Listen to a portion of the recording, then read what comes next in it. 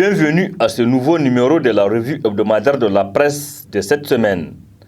Le Hajj, la visite du président de la République à Difa, le marché public, la migration, le dialogue politique sont entre autres sujets traités par les journaux parus du 27 au 30 juin 2022. Débutons cette page avec le quotidien nigérien, l'enquêteur du jeudi 30 juin 2022 qui parle des problèmes de transport de pèlerins nigériens à la Mecque. Incertitude autour du départ des pèlerins nigériens à la Mecque.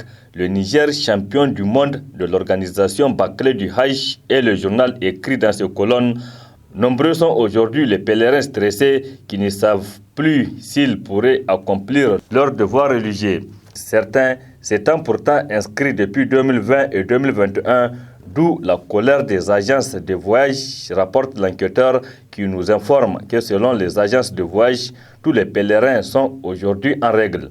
Ces agences accusent l'avionneur d'être à l'origine du retard constaté dans le départ des pèlerins nigériens vers l'Arabie Saoudite avec un seul vol par jour, note le journal. Bien que le planning de transport du COHO ait connu un retard, le porte-parole du gouvernement dans un point de presse, il a assuré que tous les pèlerins seront transportés à temps avant la fermeture des frontières saoudiennes. Un avion de 319 places aura à faire cette rotation à compter de ce mercredi 29 et un autre de 560 places pour 5 rotations à partir du vendredi 1er juillet, précise l'enquêteur. Quant au l'hebdomadaire nigérien Niger Inter, il revient sur la visite du président de la République dans la région de Difa. Le président de la République à Difa évalue tous les dispositifs de retour des déplacés internes pour une solution durable, titre ce journal à sa une. Selon Niger Inter, cette visite du chef de l'État à Difa, la région dont la partie ouest est confrontée aux problèmes de déplacés internes consécutifs à l'insécurité causée par le groupe terroriste Boko Haram, est un gage d'espoir à l'égard des populations déplacées.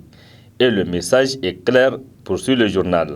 C'est celui de ramener toutes les populations dans leurs villages respectifs, précise Niger Inter, pour qui, cette fois-ci, l'accent est mis sur un dispositif sécuritaire d'ici quelques mois et qui sera plus opérationnel et efficient, a déclaré le chef de l'État, rapporte à Niger Inter, pour qui, depuis 2015, suite aux premières attaques de Boko Haram dans la région de Difa, c'est près de 120 000 personnes de plus de 200 villages qui se sont déplacés de Tam à Mori et suspendus à l'assistance humanitaire de leur terroir, indique le journal. L'hebdomadaire Le Courrier, lui, il nous parle d'une affaire des marchés d'armes. Et ce journal titre à sa une « Affaire Khalifa Security, le ministre de la Défense serait-il à l'origine de la passe d'armes ?» avec un point d'interrogation. Ce journal nous apprend qu'en 2019, Khalifa Security a signé ses premiers contrats, notamment 3 contrats avec l'État du Niger pour l'achat d'un avion, de 8 véhicules blindés pour le compte de la gendarmerie nationale et le 3e pour l'achat des munitions, précise Le Courrier. Selon ce journal, tous ces 3 contrats auraient été signés avec la société Khalifa Security sous Issoufou Katambe, ministre de la Défense, et résiliés par son successeur Al-Qassem Indatou. Le Courrier rappelle que lors du déplacement du président de la République Mohamed Bazoum en Turquie, il était accompagné entre autres par le ministre de la Défense et Abdou Kader Mamadou. Au cours des négociations avec la société turque pour l'achat des drones, Kader Bessiao était au premier plan pour damer les pions à Al-Qassem Indatou, alors que la société adjudicatrice ne serait pas la société Murol dont Kader est représentant au Niger et au Burkina Faso.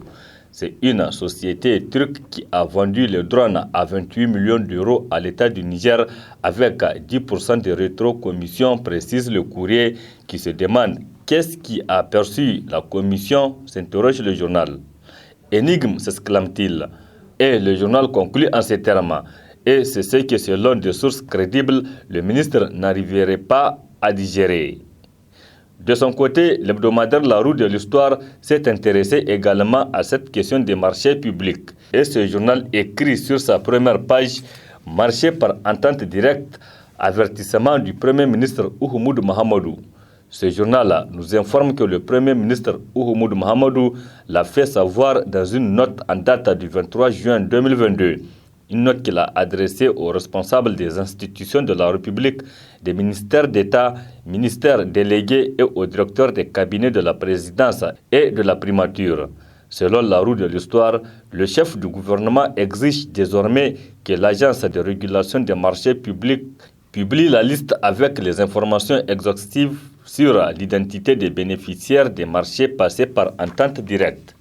Ceci prouve également que le patron de la primature est en train de mettre en application les recommandations du rapport général public 2021 de la Cour des comptes, un document qui a eu le mérite de soulever le lièvre en matière de passation des marchés publics, note la roue de l'histoire.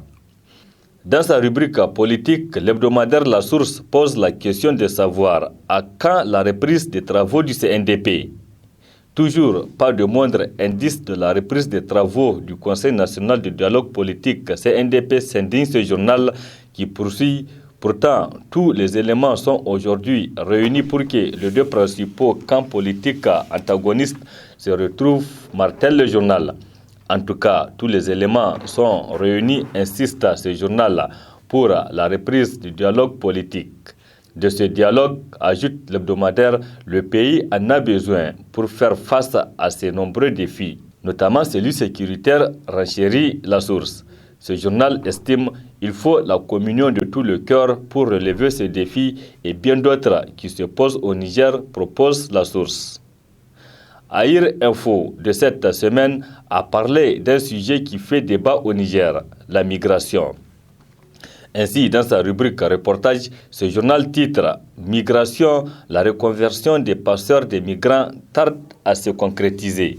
Dans les colonnes de l'hebdomadaire, on peut lire « À côté de la répression, on proposa aux acteurs intervenant dans la chaîne migratoire le plan régional de reconversion des acteurs de l'économie migratoire région d'Agadez.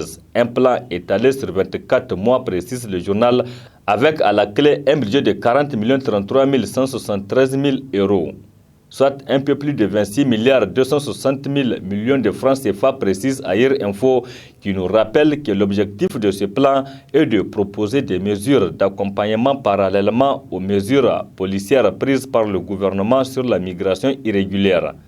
Hélas, regrette ce journal, car depuis 2016, après de longs mois d'attente, les espoirs ont fait place à la colère. Les ex-prestataires se disent lésés et utilisés, écrit Air Info, pour qui l'arrêt des activités lucratives n'a pas été assorti d'une reconversion conséquente des acteurs de l'économie migratoire. Téléphonie au Niger, les usagers se plaignent de la mauvaise qualité de service. Que fait alors le service compétent pour réguler cette situation? C'est la question que le Nouveau Républicain se pose à sa première page. De la 3G, nous sommes passés à la 3G+. De celle-ci, nous sommes aujourd'hui à la 4G. Pour un non-averti, écrit le journal, l'on dirait que le Niger a percé en matière d'éthique. Or, ajoute le Nouveau Républicain, loin de là, nous n'avons même pas atteint le minimum. Hormis la connexion Internet auprès de laquelle beaucoup attendent satisfaction, même le simple coup de fil ordinaire ne semble pas être au rendez-vous, s'alarme le journal. Pour ce journal, le réseau est toujours instable, et ce, malgré que les clients que nous sommes payons pour que le service nous soit rendu. Pourquoi donc ne pas nous remettre ce qui nous revient de droit? Combien sont les affaires urgentes que les désagréments de ce réseau ont eu à saboter? Est-ce un devoir pour lui de se laisser traiter de la sorte? Ce sont là des séries de questions que le Nouveau Républicain s'est posées. Retenons une chose, ce même client a des droits, rappelle le journal. Car sans lui, poursuit l'hebdomadaire, vos compagnies cesseront d'exister. De ce fait, nous invitons les autorités compétentes à se ressaisir en ce qui concerne la gestion de la téléphonie mobile au Niger, sans quoi ils demeurent les responsables premiers de cette mauvaise gestion du dit domaine, conclut le journal. Enfin, l'hebdomadaire L'Éclosion nous fait découvrir une nouvelle ONG dénommée JMD Hijra, une ONG qui va intervenir dans le domaine de la migration. Nous avons beaucoup d'ambitions et de projets que nous voulons réaliser, mais nous sommes bloqués par la faible implication des jeunes et surtout leur réticence car ils s'attendent à des résultats immédiats, déplore Moumoun Issa Al-Mokhtar, le coordinateur de cette ONG. La lutte contre la migration clandestine et l'implication des jeunes dans la démocratie et la gouvernance locale, c'est l'une des missions de cette ONG, explique son coordinateur qui poursuit en ces termes. Notre ambition est de lutter contre le chômage et la déperdition en milieu scolaire, former les jeunes à défendre leurs droits et à promouvoir l'entrepreneuriat dans la gestion des flux migratoires. Les perspectives sont promoteuses, rassure Moumoun Issa Al-Mokhtar, car nous avons eu d'ores et déjà à rencontrer et à discuter avec des partenaires internationaux comme la GIZ et d'autres structures qui apportent leur soutien à des personnes morales de droit privé comme notre ONG et aussi des groupements qui œuvrent dans le même sens, précise le coordinateur de cette ONG dans son entretien avec le journal Éclosion. L'appel que nous avons à lancer aux partenaires et aux autorités, poursuit le coordinateur de cette ONG, est celui de l'accompagnement, et cela de toutes les manières que ce soit. Nous sommes engagés et nous sommes résolus à changer de manière significative les conditions de vie de la jeunesse à court, moyen et long terme.